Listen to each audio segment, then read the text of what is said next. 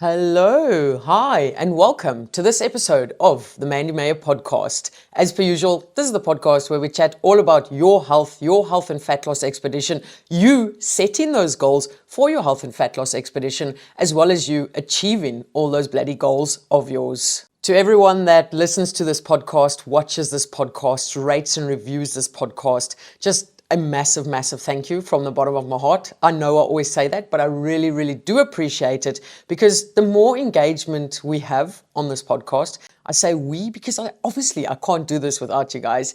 The more engagement we have on this podcast, the greater the chances are of the information that I am sharing reaches loads and loads of new people, and those people might just need to hear what I have to say. In this episode, I'm going to be chatting about 5 signs that you need to look out for when you are in a fat loss phase when it comes to maybe you not eating enough. Now, I know many of you, especially if you're new to listening to this podcast, you might be thinking, oh, but Mandy, we shouldn't be eating a lot if fat loss is the goal. We should be eating as little as possible if fat loss is the goal. But that is not the case. That is what I'm here to tell you today. That is not the case. Your goal shouldn't be to eat as little as possible in a fat loss phase, or whilst you're on your health and fat loss expedition, or when you are within a calorie deficit, okay?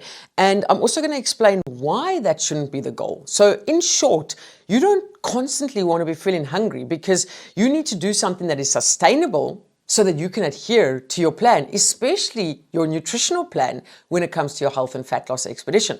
But you cannot adhere to something, or you cannot make something sustainable if you are not eating enough and it leads to you being, say, constantly hungry or fatigued the entire time, or just leads to you over consuming food at a later stage because that hunger was just way too much for you to deal with, okay? And that is why I'm going to be chatting about 5 signs that you are not eating enough during your fat loss phase.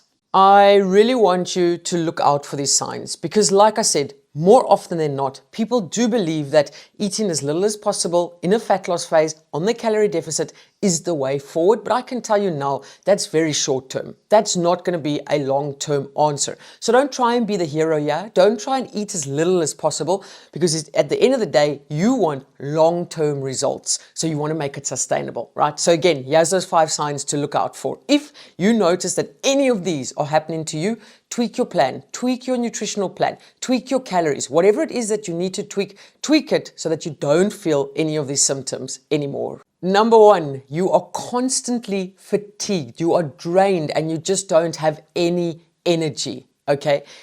Now, I'm not saying your normal every single day life where at 9 or 10 p.m. at night you're feeling tired and you're like, wow, whew, that was a really tough day, I feel exhausted. No, that exhaustion is pretty much normal when you're tackling this thing called life. But if you are within a fat loss phase and you are within a calorie deficit, okay, one thing you will feel is a little bit of exhaustion. You will feel a little bit of tiredness, but it shouldn't be a constant exhaustion.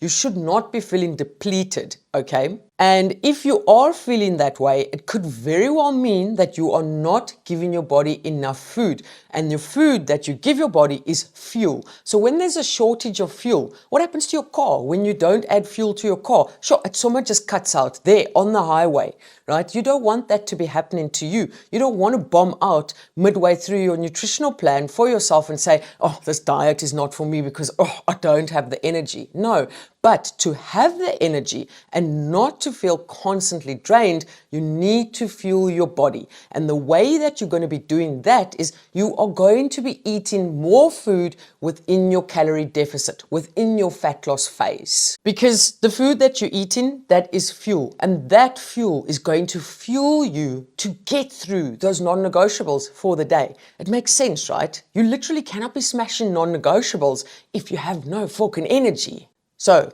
my message over here is don't just look at those potatoes, have a potato or 2 with your lunch or your dinner. Make sure everything's in a calorie controlled plan, but fuel your body. Eat that food. Don't not eat because, oh, I want to lose fat. It's not sustainable. Number 2, the second sign that I want you to look out for when you are in a fat loss phase as to maybe you are really not eating enough is obviously your hunger levels.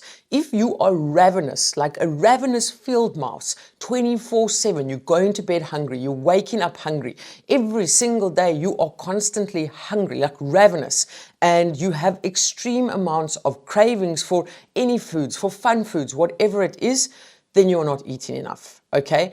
And I want you to note, very importantly, that when you are in a calorie deficit, okay, you're going to be fueling your body with the food, with the calories that you are eating. But because you are in a calorie deficit, whether it's a 5% calorie deficit or a 20% calorie deficit, there is going to be a shortage of calories, so energy in your body. So you are going to feel a little bit hungry. You are going to feel a little bit, I want to say, tired, going back to point 1, a little bit tired, but you are going to be feeling hungry, because you're not giving your body the exact amount of energy or calories that it needs.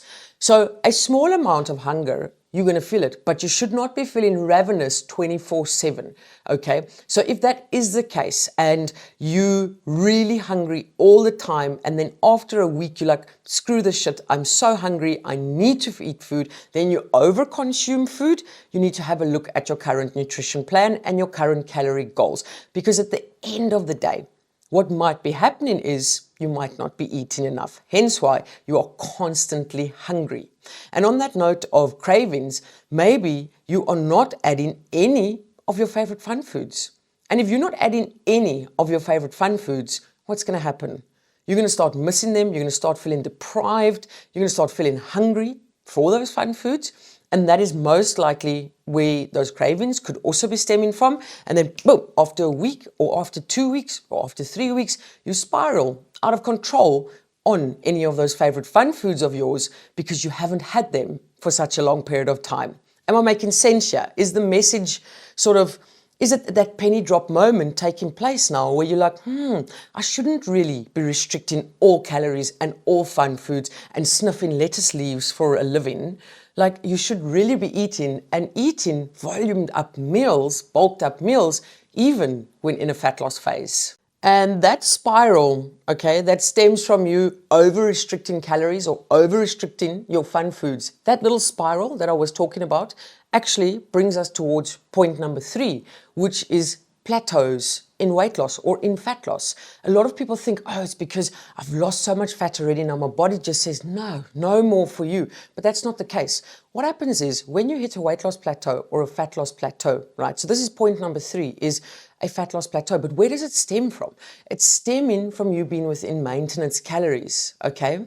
And why are you in maintenance calories when you're actually in a fat loss phase? Is maybe because for 1 week or for 2 weeks, you totally restricted your calories. You weren't eating a lot at all. So for those 2 weeks, you might have been in a deficit, but you couldn't maintain that. You couldn't uphold that ludicrous idea of yours and eat like 1 peanut a day.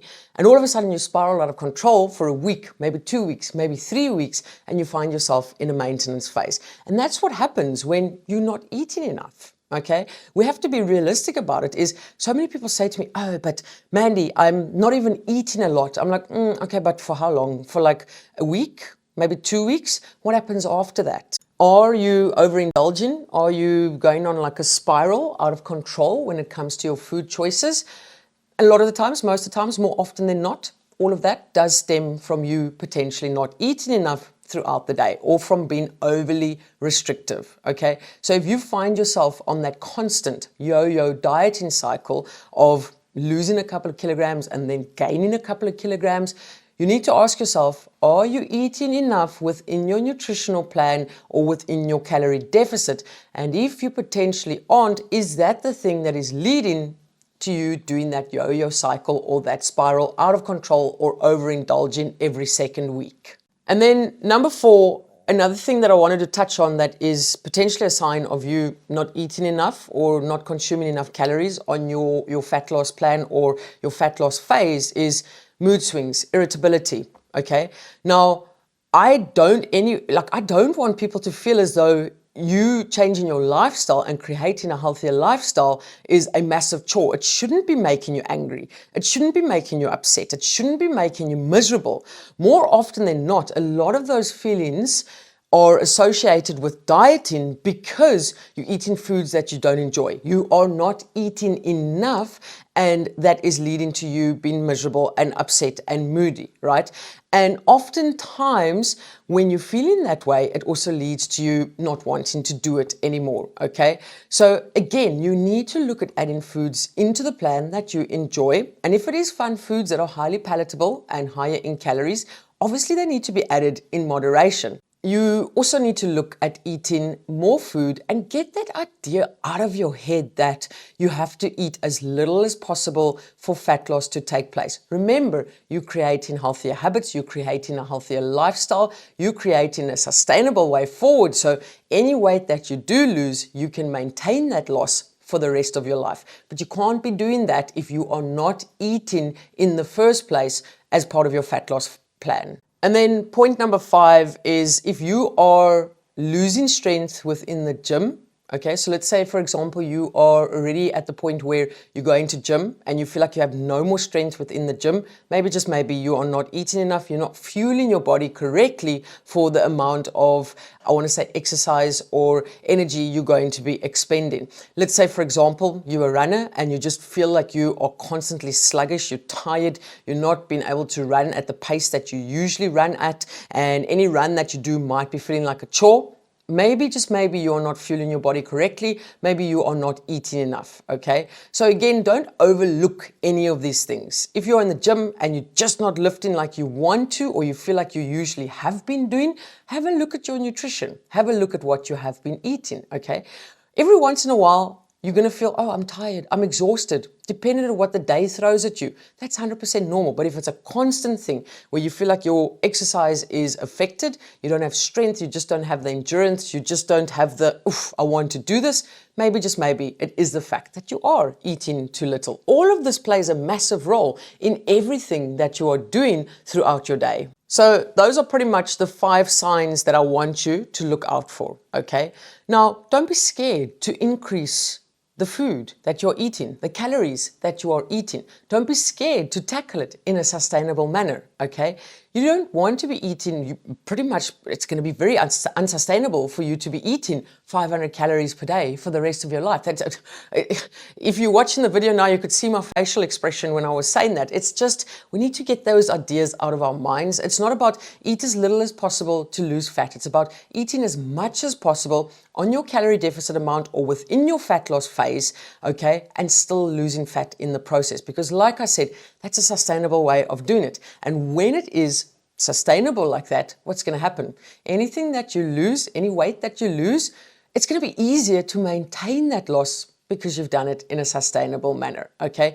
So what you can essentially start doing is, number 1, just start logging your calories, even if it is just for 7 days, okay? Just for 7 days or 14 days, it's going to give you a very good idea of where you are currently at, okay? So you can head over to my website, www.mandymeyer.com.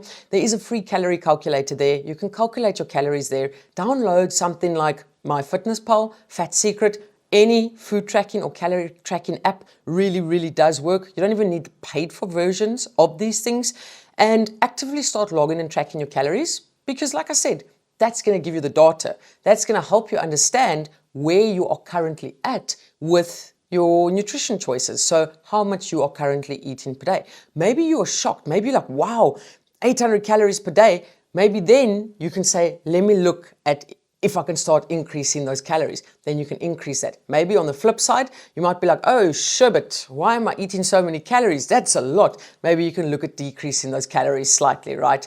But again, like I said, oftentimes having the data in front of you, right, really helps you, I want to say, make calculated choices and gauge where you are currently at. So knowing where you are currently at is going to be the pivotal point for you changing certain things. But if you don't know where you're currently at, it's going to be very difficult to change things, right? So again, I'm not asking you to track calories for the rest of your life. My goodness, no. Why would I do that to anyone? But for 7 days, maybe, just to see where you are at, or even if you don't want to track calories for 7 days and you are totally shut off to that idea, write down in a food journal what you're eating, just so that you've got an idea more or less of what you're consuming for the day. Then, like I said, you can then continue using that food journal. You can write those foods down. If you are tracking your weight as well, you can be like, oh, there is a consistent shift on the scale. Maybe I can look at increasing the food that I'm eating a little bit by adding a banana to the plan, by adding an apple to the plan, maybe adding an extra protein shake to the plan. You can continue doing that for a week, maybe 2 weeks. Have a look if there's still progress. If there's still progress, that means that the tweaks that you've made to your nutritional plan hasn't stopped your progress. So why would you then want to take them out? You can keep them there and you can be eating more food, right? Then the other thing I would definitely say as well is focus on your nutrient density. By that I mean focus on your more whole foods, because they come in at higher volume at a lower calorie rate. And that just means that essentially at the end of the day, you can be eating more and you don't need to be feeling hungry throughout the day, right? So again, I've banged on so much on all these episodes and also on my YouTube videos, some of them about, just adding volume to your meals, because it really does help keep you full and you're eating more food, but you're not necessarily consuming or eating more calories at the end of the day.